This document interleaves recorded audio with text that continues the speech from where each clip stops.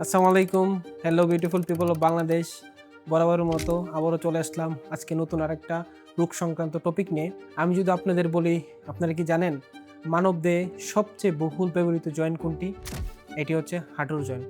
আজকে হাঁটুর জয়েন্ট নিয়ে সকল বিস্তারিত বলবে আমার কর্ডিয়াল ছোট ভাই এসকে শাকিল লালন। চলুন দেখে আসি আজকের ভিডিও। আসসালামু আলাইকুম। আপনারা ইতোমধ্যেই জেনেছেন আজকে আমি কোন বিষয়ের উপরে কথা বলব। আজকে আমি হাঁটুর বিষয়ে কথা বলব। তো হাঁটুর ব্যথা মানেই দাদা-দাদিদের রোগ। এটা যদি ভেবে থাকেন তাহলে ভুল। এখন বর্তমানে ২০ বছর বয়সী তরুণ-তরুণীদের ভেতরে এই হাঁটুর নানা রকম সমস্যা দেখা দেয়, যেটা আমাদের নিজেদের ছোট, ছোট ভুলের কারণেই হয়ে থাকে। অস্টিওআর্থ্রাইটিস, লিগামেন্ট অথবা মেনিসকাস টেয়ার। এই নামগুলো শুনতে খুবই জটিল মনে হয়, কিন্তু আসলে এই রোগগুলো আমাদের খুব কাছে। আমরা যখন দৌড় মারি, লাফ দেই, ঝাঁপ দেই, তখন আমাদের শরীরের ৫ গুণ প্রেশার বা চাপ আমাদের হাঁটু বহন করে থাকে। এখানে হাড়, লিগামেন্ট, কিছু মেনিসকাস, মাংস, এটার একটা দুর্দান্ত আল্লাহ তাআলার ইঞ্জিনিয়ারিং। এখানে যদি কোনো রকম ভুল হয় বা কোনো রকম অসুবিধা হয় বা কোনো ডিজিজ হয়, তাহলে আমাদের পুরো শরীরকে অচল করে দিতে পারে।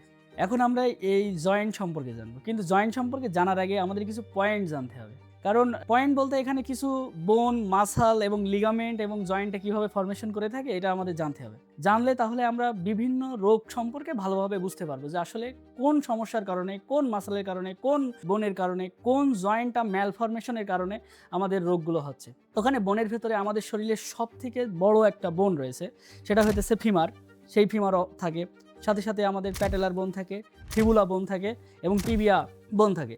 এর ভেতরে ছোটবেলায় আমাদের যে হাড়টায় হাত দিলে নড়াচড়া করতো, সেটাকে বলে থাকি আমরা প্যাটেলার, সেটাও অবস্থান করে থাকে। এরপরে কিছু মাসল রয়েছে পা সোজা করতে, অর্থাৎ আমাদের এই নি জয়েন্টকে ভাঁজ করতে, সোজা করতে অথবা মিডিয়াল রোটেশনে ঘোরাতে অথবা ল্যাটারাল রোটেশনে ঘোরাতে কিছু মাসাল সাহায্য করে। এর ভেতরে কিছু মাসাল যেমন পাকে ভাঁজ করতে, অর্থাৎ নি জয়েন্টকে ভাঁজ করতে, আমাদের ফ্লেক্সর করতে, মেডিকেলের টার্মে বলে থাকি আর কি, ৬টা মাসাল এখানে সাহায্য করে থাকে। সেটা হচ্ছে biceps femoris, semimembranosus, semitendinosus, popliteus, sartorius and gracilis muscle. পা ভাঁজ করার পরে আমরা যখন পা সোজা করে থাকি, যেটাকে আমরা মেডিকেলের ভাষায় এক্সটেনশন বলে থাকি, এটা করতে আমাদের কিছু মাসাল সাহায্য করে থাকে। কড্রিসেপস মাসাল, এর ভিতরে রেকটাস ফিমোরিস, এখানে হচ্ছে ভাস্টাস মিডিয়ালিস, ভাস্টাস ল্যাটারালিস অ্যান্ড ভাস্টাস ইন্টারমিডিয়াস মাসাল অবস্থান করে থাকে। পা যখন আমরা ফেলি এবং যখন ভেতরের দিকে এভাবে ঘোরাই, এটাকে বলে থাকি আর মিডিয়াল রোটেশন। এই মিডিয়াল রোটেশন সাহায্য করে থাকে আমাদের কিছু muscle, semimembranosus, semitendinosus, semi and popliteus, gracilis and sartorius muscle. পা ফেলার পরে আবার যখন বাইরের দিকে মুভ করি, তখন আমাদের একটা মাসালই সাহায্য করে থাকে, সেটা হইতেছে বাইসেপস ফিমোরিস। এছাড়াও কিছু ওখানে লিগামেন্ট থাকে আর কি, যেমন ACL, PCL, MCL, LCL. ACL হচ্ছে অ্যান্টেরিয়র ক্রুশিয়েট লিগামেন্ট।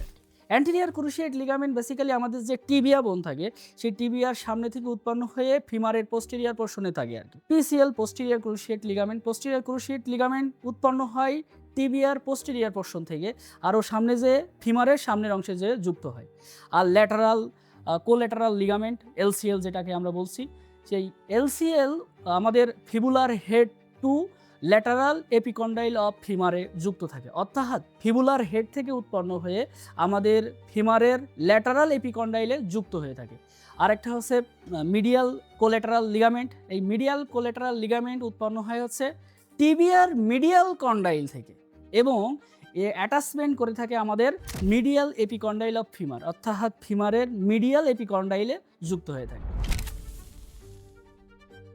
চলুন আমরা এই নি এক্সামিনেশন সম্পর্কে কিছু কথাবার্তা বলি। নি এক্সামিনেশন মানে উপরে যে বর্ণিত আমরা যে লিগামেন্টের কথাগুলো বলছি আর কি, সেই লিগামেন্টের কথা কোথাও কোনো প্রবলেম হয়েছে কিনা সেটা সম্পর্কে আমরা এখানে আলোচনা করব, উইদাউট কোনো এক্সরে মেশিন, এমআরআই মেশিন বা এরকম ধরনের কোনো কিছু ব্যতি রেখেই আমরা চোখে দেখে এবং কিছু পজিশনের মাধ্যমে আমরা নির কোনো লিগামেন্ট ছিঁড়ে গেছে কিনা সেটা আইডেন্টিফাই করতে পারি। যেমন হইতেছে অ্যান্টেরিয়র পোস্টেরিয়র ড্রয়ের সাইন, এটার মাধ্যমে অ্যান্টেরিয়র পোস্টেরিয়র ক্রুশিয়েট লিগামেন্ট ছিঁড়ে গেছে কিনা সেটা আমরা জেনে থাকি। যেমন অ্যান্টেরিয়র লিগামেন্ট যদি আমরা পাই আর কি, পজিটিভ যে ছিঁড়ে গিয়েছে, বেসিক্যালি এখানে কি করা হয়ে থাকে, apply anteriorly directed force to tibia, অর্থাৎ আমরা টিবিয়ার সামনে থেকে ডিরেক্ট 2 হাত দিয়ে প্রেশার ক্রিয়েট করি। প্রেশার ক্রিয়েট করার পরে যদি tibia slightly anterior relative to femur, অর্থাৎ ফিমারের থেকে যদি সামনের দিকে একটু সরে আসে, তখন আমরা বুঝি যে না পজিটিভ, যে তার অ্যান্টেরিয়র ক্রুশিয়েট লিগামেন্টটা ছিঁড়ে গেছে।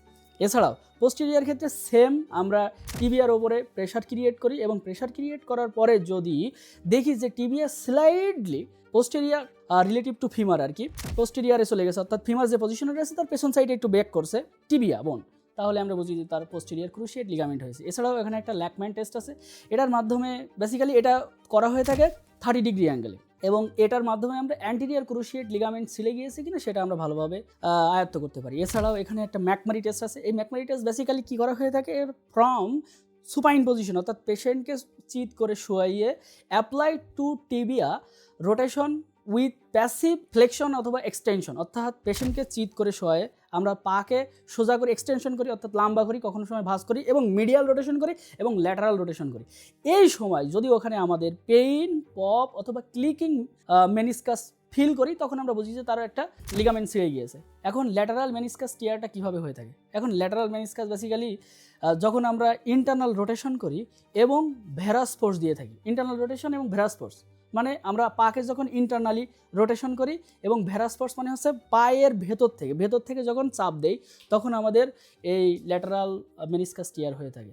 আর মিডিল মেনিসকাস টিয়ার বেসিক্যালি মিডিল মেনিসকাস টিয়ার এক্সটার্নাল রোটেশন এবং ভালগাস ফোর্স অর্থাৎ বাইরের দিক থেকে যদি ফোর্সটা দিয়ে থাকি তাহলে এই মিডিয়াল মেনিসকাস টিয়ার হয়ে থাকে। এবার খুব মনোযোগ সহকারে শুনুন। এত সময় তো আমরা বিভিন্ন টেস্ট এবং লিগামেন্ট এবং ওখানে যে জিনিসগুলো রয়েছে সেগুলোর আলোচনা করেছি, কিন্তু এগুলো যদি ছিঁড়ে যায় কিভাবে ছেড়ে, কেন ছেড়ে এবং তার কিভাবে আমরা ট্রিটমেন্ট করব, কিভাবে ডায়াগনোসিস করব, এটা আমরা এখান থেকে জানবো। যেমন হইতেছে অ্যান্টিরিয়ার ক্রুশিয়েট লিগামেন্ট, প্রথমে যদি বলে থাকি আর কি, এটা কিভাবে ছিলে থাকে যখন আমরা রানিং করে থাকি, রানিংয়ের সময়, জাম্পিংয়ের সময় সাডেন যদি আমাদের পাটা মুভ করে, যে কোনো সাইডে যদি মুভ করে থাকে তখন এটা হয়ে থাকে আর কি। এটা যখন হয় তখন সাধারণত ওই সমস্ত রুগীরা আমাদের কাছে পেইন, সুইলিং এবং ইনঅ্যাবিলিটি, পেইন সুইলিং মানে তো বুঝতেই পারতেছেন, ইনঅ্যাবিলিটি মানে হচ্ছে শরীরের ভর আর হাঁটুর ওপর এসে দিতে পারে না, এবং আগেই বলে দিয়েছি ল্যাকম্যান টেস্ট এবং অ্যান্টিরিয়ার ডয়ার সাইনের মাধ্যমে আমরা ইভালুয়েট করতে পারি যে আসলে তার কোন ধরনের রোগ হয়েছে। এছাড়াও আরও একটা আনহ্যাপি ট্রায়াড থাকে, অর্থাৎ সর্বনাশের 16 গলা এখানেই পূর্ণ হয়ে গেছে। আনহ্যাপি ট্রায়াড মানে একই সাথে ওখানে 3টা জিনিস নষ্ট হয়ে যায়, অর্থাৎ এখানে কী কী থাকে, অ্যান্টিরিয়ার ক্রুশিয়েট লিগামেন্টটা ছিঁড়ে যায়, আগে তো বলেই দিলাম আর কি, সাথে সাথে মিডিল মেনিসকাস আর মিডিল কোল্যাটারাল লিগামেন্টটাও ছিঁড়ে যায়। এই 3টা জিনিস ওখানে হয়ে থাকে। ডায়াগনোসিস আমরা এমআরআই এর মাধ্যমে করতে পারি, আর আগে বলে দিয়েছি কিছু টেস্ট।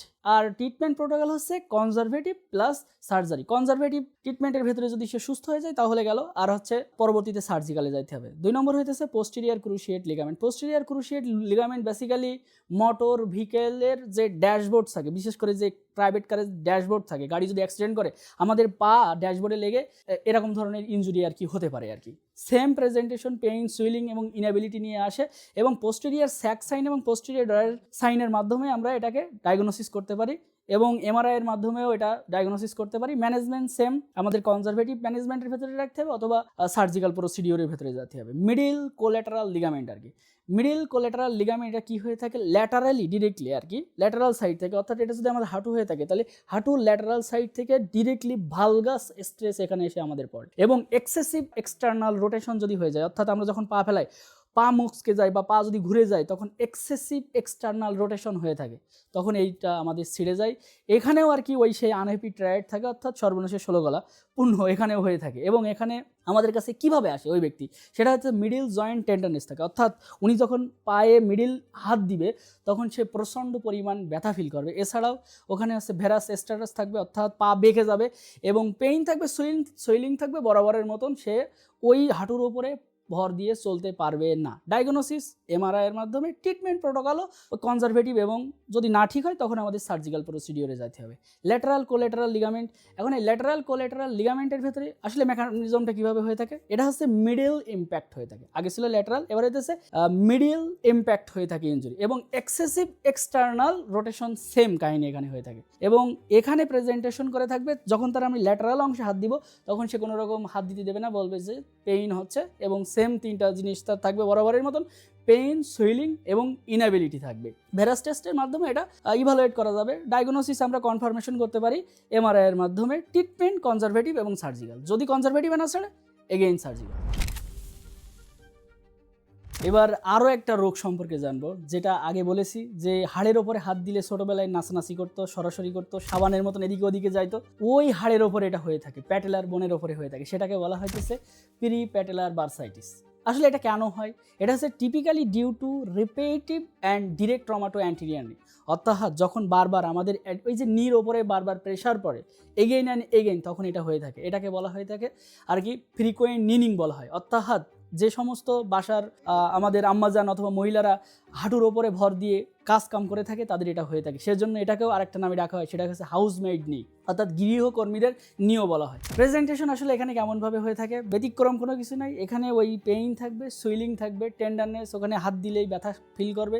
অ্যান্ড কী হতেছে ফ্লাকচুয়েন্টস টু অ্যান্টেরিয়র নি, অর্থাৎ অ্যান্টেরিয়র নির ওপরের দিকে মুভ করবে আর কি। ওই জায়গাটা অর্ম থাকতেও পারে, না থাকতেও পারে। স্কিন লেশন দেখা যাবে, স্কিনের ওপরে দেখা যাবে তার ইনফেকশন মতন হয়েছে, অর্থাৎ লাল মতন হয়ে গেছে আর কি। বেশিরভাগই এটা হয়ে থাকে। ডায়াগনোসিস আমরা ক্লিনিক্যালি অর্থাৎ চোখে দেখে বিস্তারিত শুনে আমরা বলতে পারি যে কী অবস্থা। আর কালচার মিডিয়াম করতে পারি অথবা অ্যাসপিরেশন, ওখান থেকে যে পানি বা ফ্লুইড জমছে সেটা নিয়ে আমরা ল্যাবরেটরিতে এক্সামিনেশন করে বলতে পারি যে কী হয়েছে।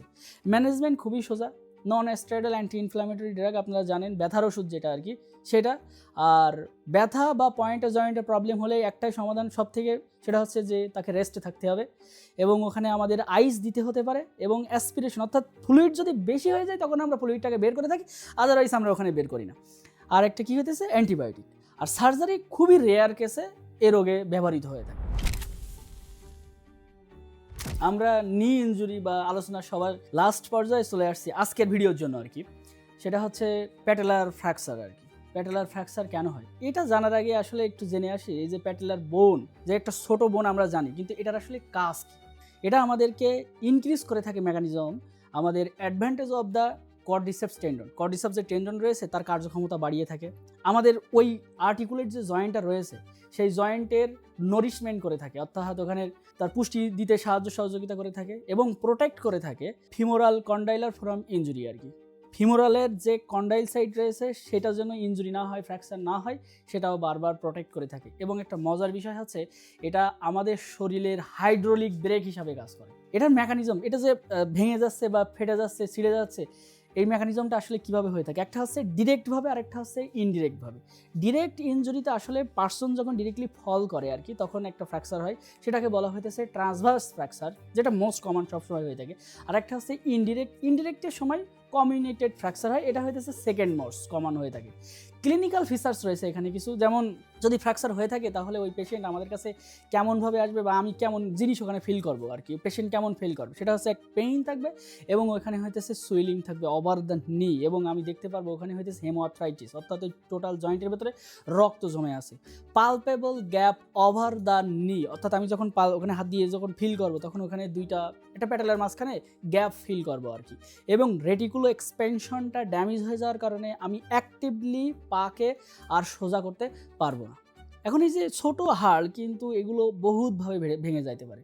এটা দুই ভাগে সাধারণত ভাঙে, একটা হইতেছে আনডিসপ্লেসমেন্ট আর একটা হইতেছে ডিসপ্লেসমেন্ট। আনডিসপ্লেসমেন্ট যখন ওই হাড়টা ভেঙে হাড়ের মাঝখানের গ্যাপ যদি 1 থেকে 2 মিলিমিটারের নিচে থাকে তখন সেটাকে বলা হইতেছে আনডিসপ্লেসমেন্ট। আর ডিসপ্লেসমেন্ট কখন বলা হইতেছে, এই যে 1 থেকে 2 মিলিমিটারের বেশি যদি হয়ে যায় তখন সেটাকে আর কি ডিসপ্লেসমেন্ট ফ্র্যাকচার বলে থাকি। এবং ফ্র্যাকচারের অনেকগুলো নামও রয়েছে, সেগুলো হইতেছে আনডিসপ্লেসমেন্ট ট্রান্সভার্স ফ্র্যাকচার। বেসিক্যালি এটা সব থেকে বেশি হয়ে থাকে, 85% কেসে হয়ে থাকে। ডিসপ্লেসমেন্ট ট্রান্সভার্স ফ্র্যাকচার রয়েছে, ডিসপ্লেসমেন্ট কমিউনিটেড ফ্র্যাকচার রয়েছে, আনডিসপ্লেসমেন্ট কমিউনিটেড ফ্র্যাকচার রয়েছে, এছাড়াও ডিসপ্লেস ভার্টিক্যাল ফ্র্যাকচার রয়েছে এবং অস্টিওকন্ডাইলার ফ্র্যাকচারও রয়েছে। আমরা যদি ইনভেস্টিগেশন করি আর কি, অর্থাৎ এক্সরে মেশিনের ভেতরে আমরা কেমনভাবে ইনভেস্টিগেশন করি, পেশেন্টকে প্রোন পজিশন অর্থাৎ উপর করে শোয়ে পাটা আমরা যখন আর কি ফ্লেকশন করি 45 ডিগ্রি অ্যাঙ্গেলে, এবং বিমটা এক্সরের বিমটা যদি 45 ডিগ্রি অ্যাঙ্গেলে দেই, অবলিকলি পুশ করি, তখন আমরা ওখানে একটা এক্সরেতে ভিউ পাই, সেটাকে বলা হয়েছে স্কাইলাইন ভিউ অথবা এক্সিয়াল ভিউ, এটাকে মার্সেন্ট ভিউ অনেক সময় বলে থাকি। এবার ট্রিটমেন্ট অফ প্যাটেলার ফ্র্যাকচার সম্পর্কে আমরা জানবো, যে বিভিন্নভাবে ফেটে গিয়েছে, ছিঁড়ে গিয়েছে, সেটা কিভাবে আপনারা ঠিক করবেন। তো ওখানে যে আনডিসপ্লেসমেন্ট আর ডিসপ্লেসমেন্ট ফ্র্যাকচারটা ছিল আর কি। আনডিসপ্লেসমেন্ট ফ্র্যাকচারের ক্ষেত্রে আমরা কনজারভেটিভ ম্যানেজমেন্টের ভেতরে রাখি এবং ওখানে ট্রিটমেন্ট অফ চয়েস হিসাবে ওখানে সিলিন্ড্রিক্যাল কাস্ট অ্যাপ্লাই করে দিই এবং 45 ডেজ পরে আল্লাহর রহমতে ও ব্যক্তি সুস্থ হয়ে যায়। ডিসপ্লেসমেন্ট ফ্র্যাকচার যদি হয়ে যায় অর্থাৎ 1 to 2 মিলিমিটারের উপরে যদি গ্যাপটা হয়ে যায় তখন আমাদের সার্জিক্যাল প্রসিডিওরের ভেতরে যাইতে হয় আর কি। এই সময় ট্রান্সভার্স ফ্র্যাকচারের ক্ষেত্রে আমরা একটা অবলম্বন করে থাকি, সেটাকে টেনশন ব্যান্ড ওয়ারিংও বলা হয় অথবা মার্সেন্ট সার্কামফারেন্সিয়াল টেনশন ব্যান্ড ওয়ারিংও বলা হয়ে থাকে আর কি। এটা হচ্ছে ট্রিটমেন্ট অফ চয়েস।